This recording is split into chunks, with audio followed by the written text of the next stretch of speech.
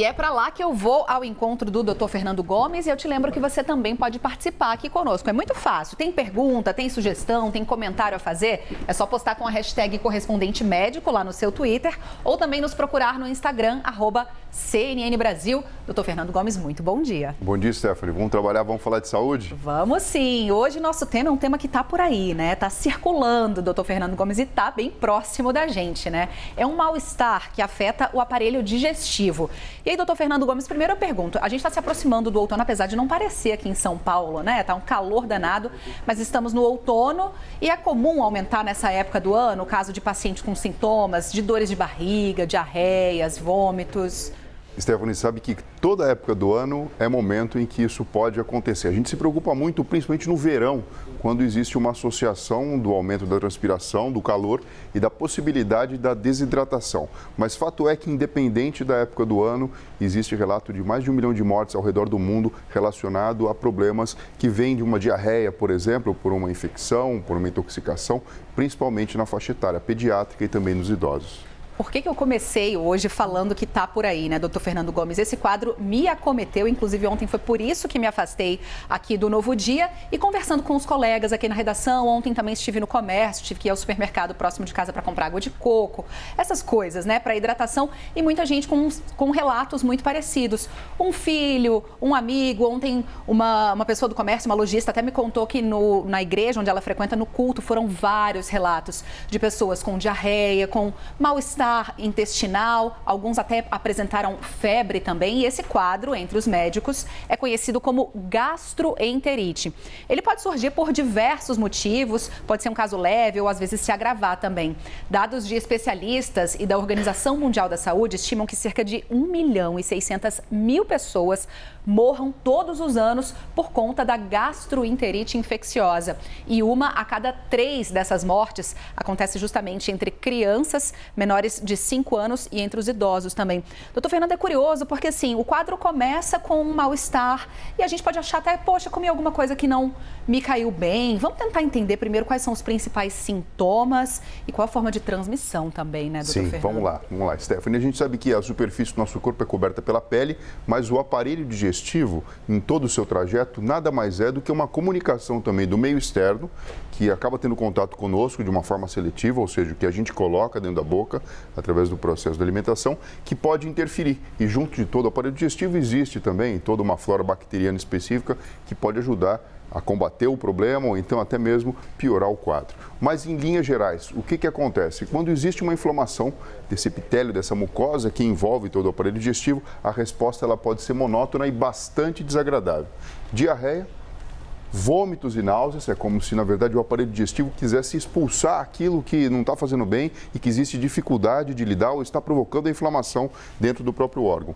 A dor de barriga, que muitas vezes vem em formato de cólica, a gente tem que lembrar que o aparelho digestivo ele é composto principalmente por vísceras ocas.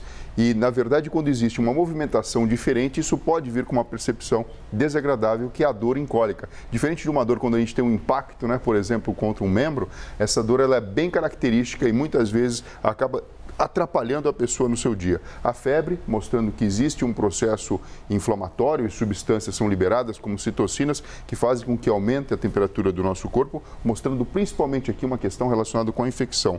Dor de cabeça, principalmente porque diminuindo o trânsito de fluidos dentro do próprio corpo, pode, na verdade, ter um impacto dentro do cérebro, provocando até mesmo alguma alteração de consciência e, naturalmente, a perda do apetite. É como se, veja, vamos colocar para fora o que não está funcionando bem e não vamos colocar nada de risco para dentro do corpo. Não dá nem vontade de comer sabendo que não vai parar dentro do corpo, né, doutor Fernando? Agora, o que causa esse quadro? É uma virose? É uma bactéria? E qual é a principal forma de contaminação, né? Porque a gente tem visto muitos casos acontecendo. Bom, em linhas gerais, a gente pode ter vírus causando esse tipo de problema. E muitas vezes acaba sendo essa a causa etiológica. Pode ser uma bactéria, pode ser algum parasita, pode ser uma verminose, pode inclusive ser uma intoxicação alimentar, ou então, por exemplo, pessoas que têm uma resistência ou uma alteração relacionada à proteína do leite. Tudo isso pode fazer parte do contexto. Agora, quando a gente fala de infecção, via de regra, é bactéria, é vírus que acaba comprometendo e tem um quadro autolimitado. Então, não é normal durar mais do que pelo menos 2 semanas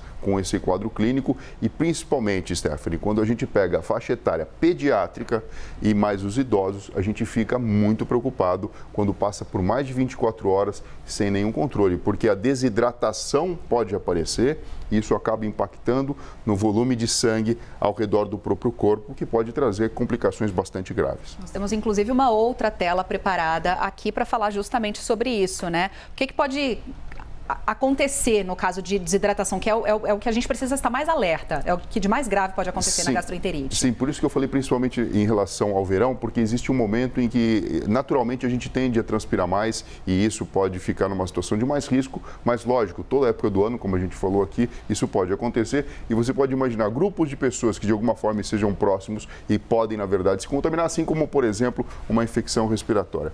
Em casos leves, Stephanie, visando principalmente combater a questão da desidratação, fica focado nessa questão de ingerir líquidos e a alimentação ela deve permanecer e existir de forma regrada, com alimentação leve. É lógico que naturalmente você não vai ter fome no sentido de querer comer algo muito copioso, que venha demandar trabalho do aparelho digestivo, mas é natural que você precise entender que é importante manter a alimentação. Agora, quando existe uma infecção bacteriana ou por parasita, onde existe um diagnóstico preciso e o quadro ele não é autolimitado, muitas vezes pode se levar em consideração, isso eu estou falando aqui, após a consulta com o médico e muitas vezes em ambiente hospitalar, a utilização de antibióticos, a introdução de antiparasitários específicos, então você pode imaginar uma giardíase, amebíase e outros problemas correlacionados, levando sempre em consideração as mesmas duas orientações, da hidratação, prestar atenção, porque a gente está perdendo volume para fora do corpo, isso pode ser complicado,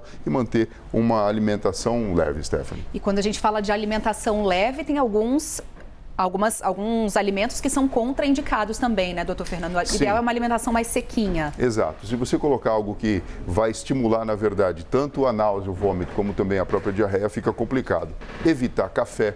Veja, estou sonolento, vou tomar café. Não é um momento para isso. Evitar chocolate, evitar fritura, evitar gordura, mas oferecer para dentro do corpo elementos que são importantes para a manutenção da energia. Então, algumas frutas, isso pode ser indicado. Lembrar de, por exemplo, sopas, um chá, algumas torradas. Isso tudo pode ajudar que a pessoa não tenha. Porque o problema aqui, Stephanie, não é simplesmente a perda de água. A gente fala de hidratação, a gente imagina em água e a gente sabe que o corpo humano, cerca de 75%, tem esse constituinte. A gente também fala de eletrólitos. Então, sódio, potássio. Então, fica aquela orientação, né? E o soro caseiro pode ajudar. Você falou da água de coco, que é muito boa, mas que não tem condição, não pode sair naquele momento. 1 litro de água filtrada, colocar uma colherzinha pequenininha, aquela colherzinha de chá, de sal, isso, e uma colher de sopa de açúcar. Misturar e beber de tempos em tempos, porque isso ajuda a repor não simplesmente a água, o H2O propriamente dito, como também sódio, potássio e glicose. Perfeito, doutor Fernando. É um quadro desagradável, mas que bom que pode ser uma coisa leve, né? Não precisa agravar e evoluir para uma coisa mais grave. Doutor Fernando, muito obrigada por mais um dia. Obrigado a você, Stephanie. Desejo melhoras para você e, pessoal, se cuidem. Este foi mais um Correspondente Médico.